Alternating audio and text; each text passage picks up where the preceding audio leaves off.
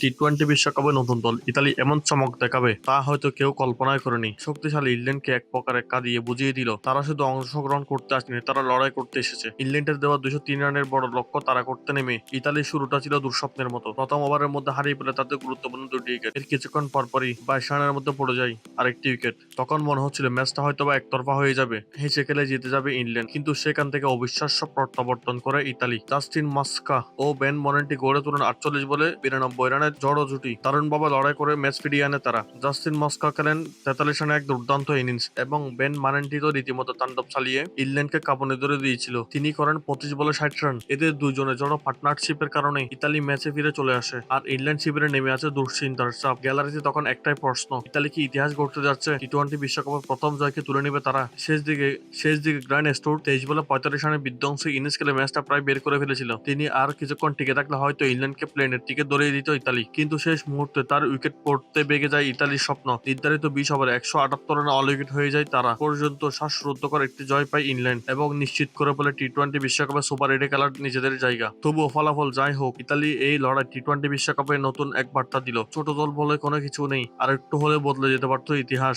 ইতালির এই লড়াই ক্রিকেট ইতিহাসে মনে রাখবে অনেকদিন।